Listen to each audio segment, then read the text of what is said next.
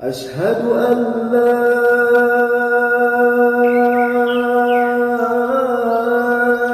إله إلا الله.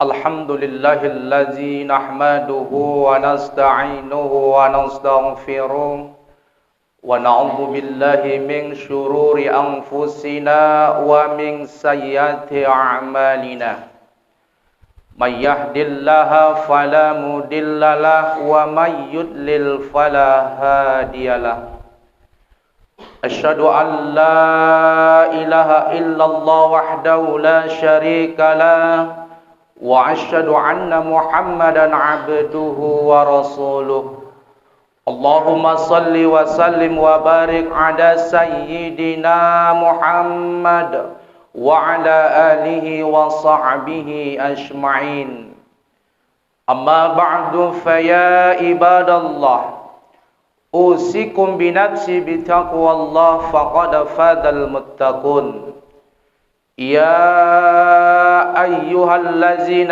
آمنوا اتقوا الله حق تقاته ولا تموتن إلا وأنتم مسلمون وقال الله تعالى في آية أخرى يا أيها الذين آمنوا اتقوا الله وقولوا قولا سديدا يصلح لكم أعمالكم ويغفر لكم ذنوبكم ومن يطع الله والرسول فقد فاز فوزا عظيما صدق الله العظيم وصدق رسوله النبي الكريم ونحن على ذلك من الشاهدين والشاكرين walhamdulillahi rabbil alamin.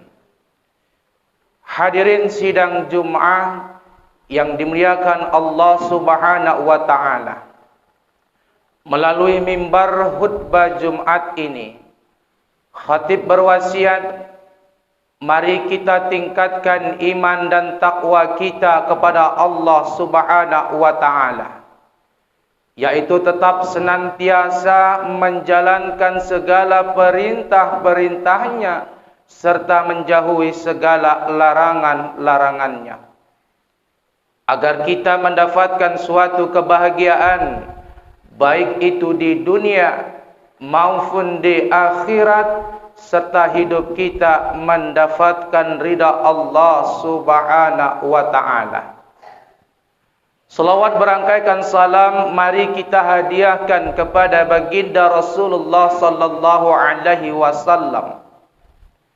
Mudah-mudahan dengan kita senantiasa memperbanyak salawat kepadanya, nantinya kelak kita akan mendapatkan syafaatnya. Amin amin ya rabbal alamin. Hadirin sidang Jumat yang dimuliakan Allah Subhanahu wa taala, ketika Nabi Ibrahim alaihissalam akan meninggalkan anak dan istrinya di tempat yang tandus, tanpa ada air, tanpa ada pepohonan, maka saat itulah terbenak di dalam hati Ibrahim atas rezeki yang Allah nanti berikan kepada anak dan istrinya. Maka pada saat itulah Allah Subhanahu wa taala telah memerintahkan kepada Ibrahim untuk memecahkan sebuah batu yang sangat keras. Ketika ia pecahkan, ia tidak melihat apa-apa. Kemudian kedua kalinya, ketika ia pecahkan batu tersebut, ia juga tidak melihat apa-apa. Namun untuk yang ketiga kalinya, ketika batu yang keras itu dipecahkan, betapa terkejutnya Ibrahim alaihissalam. Ternyata di dalam batu yang keras itu hiduplah seekor ulat yang memiliki badan yang sangat lembut. Di dalam batu yang keras itu hiduplah seekor ulat yang memiliki badan yang sangat lembut. Disinilah Ibrahim alaihissalam merasa yakin dan percaya atas rezeki yang nanti Allah berikan kepada anak dan istrinya. Hal inilah yang digambarkan Allah di dalam Al-Quran. Surah Al-Hud ayat 6. Allah subhanahu wa ta'ala berkata, "Wa ma min dabbatin fil ard." Yang artinya, tidak ada satu makhluk yang melata yang hidup di permukaan bumi ini illa 'alallahi rizquha, kecuali Allah yang nanti akan menjamin rezeki mereka. Subhanallah. Rasulullah sallallahu alaihi wasallam berkata di dalam sebuah hadis sahih yang artinya, barang siapa yang tidak bisa bersyukur atas nikmat yang kecil, maka dipastikan orang-orang tersebut tidak akan bisa mensyukuri nikmat yang besar. Barang siapa yang tidak bisa mensyukuri nikmat yang kecil, maka dipastikan orang-orang tersebut tidak akan juga bisa mensyukuri nikmat yang besar. Sayyidina Umar bin Khattab telah berkata, apabila kita berada di pagi hari, maka janganlah kita menunda-nunda untuk terus berbuat kebaikan hingga datangnya sore hari. Dan apabila kita berada di sore hari, janganlah engkau tunda-tunda untuk terus berbuat kebaikan hingga datangnya esok hari. Gunakanlah masa luangmu sebelum datang masa sibukmu. Gunakanlah masa kayamu sebelum datang masa miskinmu. Dan gunakanlah masa hidupmu sebelum datang masa kematianmu. Hadirin sidang Jumat yang dimuliakan Allah subhanahu wa ta'ala, timbullah pertanyaan di dalam diri kita. Kapan nikmat itu akan terasa amat bahagia di dalam diri kita? Kapan nikmat-nikmat tersebut akan sangat berharga nilainya? Jawabannya ialah ketika Allah subhanahu wa ta'ala mulai mencabut satu persatu nikmat-nikmat tersebut. Orang-orang akan merasa amat bahagia dikala muda ketika ia sudah tua. Orang-orang akan merasa amat bahagia dikala kaya ketika ia sudah miskin. Dan orang-orang akan merasa amat bahagia dikala ia sehat ketika ia sudah sakit. Kapan nilai-nilai kehidupan itu akan terasa amat bahagia di dalam diri kita? Jawabannya ialah ketika Allah subhanahu wa ta'ala sudah mulai mencabut nikmat-nikmat tersebut. Hal inilah yang diabadikan Allah subhanahu wa ta'ala di dalam Al-Quran surah As-Sajdah ayat 12. Allah subhanahu wa ta'ala berkata, Rabbana absarna wa sami'na farziqna na'mal salihah inna muqinun.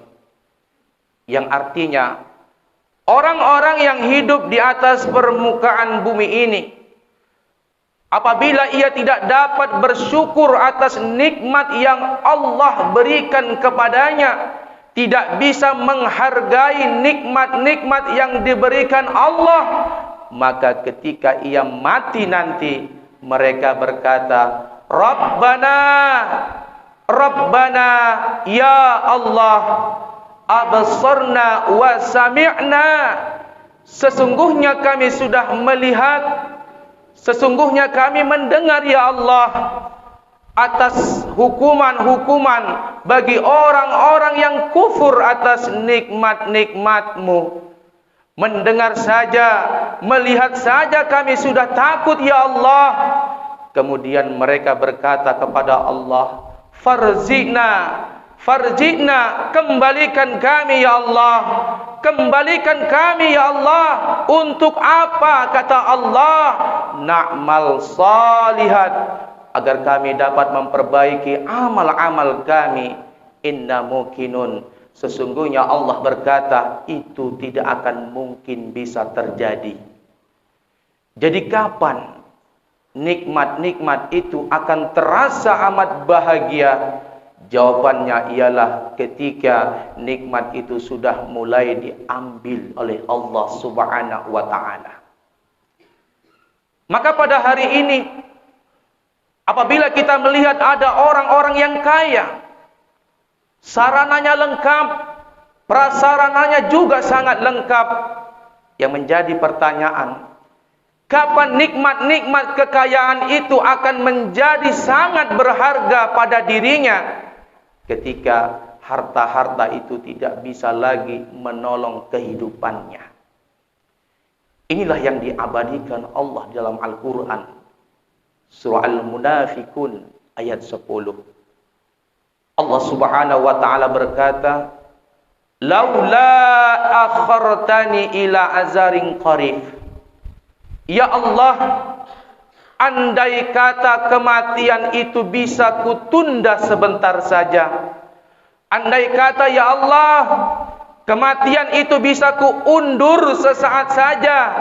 Untuk apa? Kata Allah, fa'asaddaqa, agar aku dapat bersedekah kembali ya Allah. Maka Allah berkata, sesungguhnya itu tidak akan mungkin terjadi. Bukankah aku sudah memberikan nikmat kepada engkau? Bukankah aku sudah memberikan nikmat umur kepada engkau? Tetapi kenapa engkau lalai atas nikmat-nikmat yang sudah aku berikan? Kecuali orang-orang yang hatinya ingat kepada Allah Subhanahu wa ta'ala. Jadi cukup jelas jamaah, nikmat itu akan terasa amat bahagia ketika Allah perlahan sudah mulai mengambil nikmat-nikmat tersebut. Hadirin sidang Jumat yang dimuliakan Allah Subhanahu wa ta'ala, ada sebuah al-kisah. Suatu hari Ibrahim bin Adham pergi ke pasar. Tiba-tiba ia mendengar ada seseorang yang melantunkan bunyi, ya Allah, terima kasih atas nikmat yang sudah engkau berikan kepadaku. Suara itu terus berulang-ulang kali disebutkan, sehingga beliau menjadi penasaran di mana asal sumber suara tersebut. Ketika Ibrahim bin Adham telah berjumpa, betapa terkejutnya. Ternyata orang yang menyebutkan, ya Allah, terima kasih atas nikmat yang kau sudah berikan kepadaku, orang tersebut adalah orang yang tidak memiliki tangan. Orang tersebut adalah orang yang tidak memiliki kaki. Lantas Ibrahim bertanya, wahai saudaraku, kenapa engkau melantunkan terima kasih atas nikmat yang sudah engkau berikan kepadamu, sementara engkau tidak punya tangan, tidak punya kaki? Maka seseorang itu menjawab, Allah masih memberikan kepadaku sebuah anugerah, qalbun syakiran walisanan jakiran, yaitu hati yang dapat masih bersyukur kepada Allah dan lisan senantiasa untuk berzikir kepada Allah Subhanahu wa ta'ala. Dari sini kita dapat mengambil sebuah kesimpulan, orang yang tidak mempunyai tangan, orang yang tidak mempunyai kaki, tetapi beliau masih dapat bersyukur kepada Allah, hatinya ingat kepada Allah. Lantas bagaimana dengan kita yang hidup saat ini?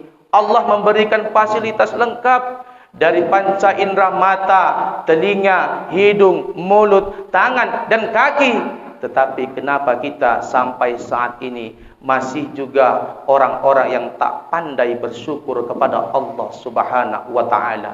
Fabi ayyi ala'i rabbikuma tukadziban. Nikmat mana lagi yang engkau dustakan?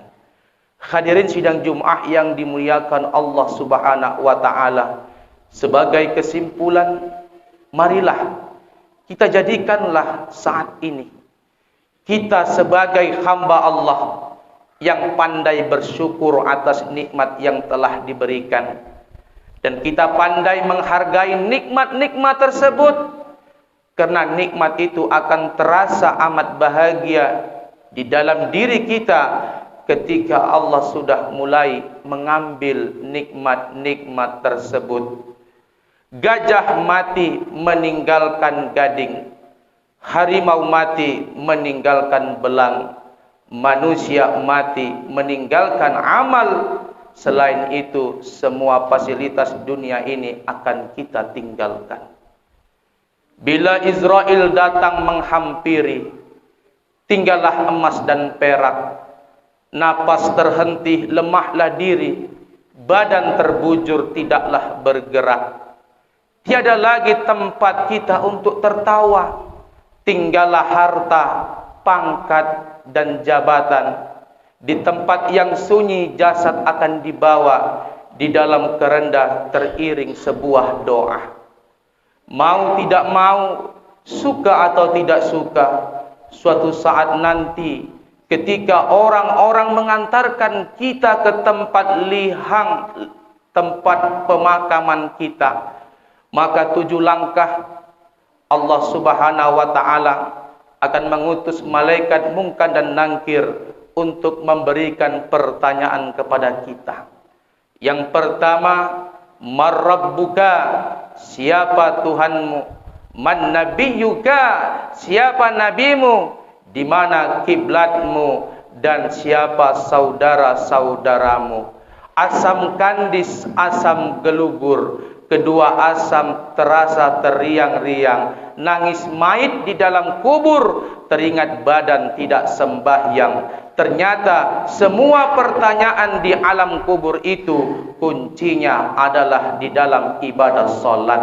Untuk itu, marilah kita tegakkan ibadah salat 5 waktu sehari semalam sebagai tiangnya agama dan amal yang pertama nanti akan dihisab. Hadirin sidang Jumat yang dimuliakan Allah Subhanahu wa taala, mari kita jadikan hidup kita ini sebagai orang yang pandai bersyukur kepada Allah. Karena dunia ini bukanlah tempat tinggal kita, tetapi dunia ini adalah tempat yang nanti akan kita tinggalkan.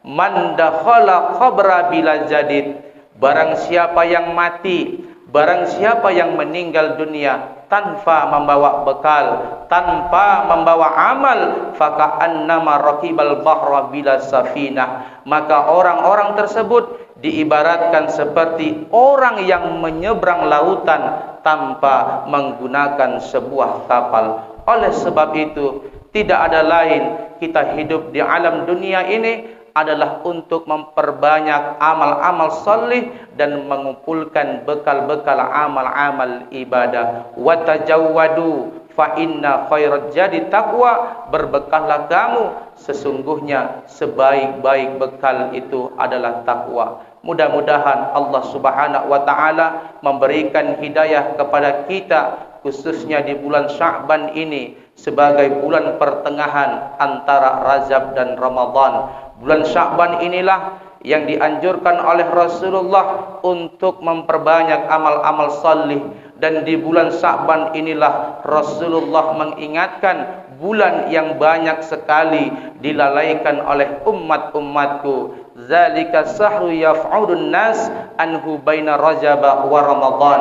Bulan Sya'ban adalah bulan yang banyak sekali dilalaikan oleh umat-umatku, yang mana bulan itu terletak di antara pertengahan Rajab dan bulan Ramadan.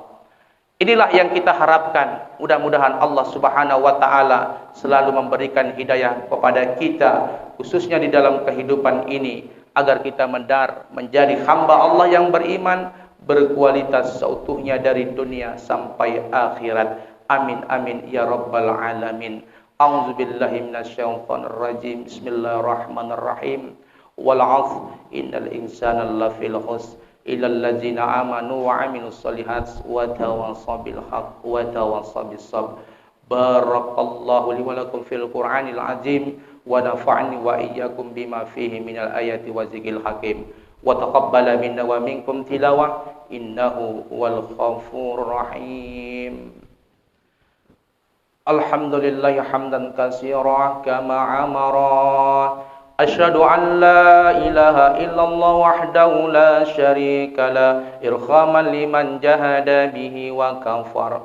Wa asyhadu anna Muhammadan abduhu wa rasuluhu sayyidul khalaiqi wal bashar. Allahumma salli wa sallim wa barik ala sayyidina Muhammadin wa ala alihi wa sahbihi ajma'in. Amma ba'du faya ibadallah ittaqullaha haqqa tuqatih wa la tamutunna illa wa antum muslimun wa'lamu anna Allah ta'ala shalla ala nabiyyatin qadima inna Allah wa malaikatahu yusalluna 'alan nabi ya ayyuhallazina amanu sallu 'alaihi wa sallimu taslima. Allahumma salli wa sallim wa barik ala sayyidina Muhammadin wa zahil anwar wa radallahu ma'an kulli sahabatin ajma'in wa 'ani tabi'in wa man tabi'ahum bi ihsani ila yaumiddin. Allahumma ighfir lil muslimina wal muslimat wal mu'minina wal mu'minat al ahya'i minhum wal amwas innaka 'ala kulli syai'in qadir.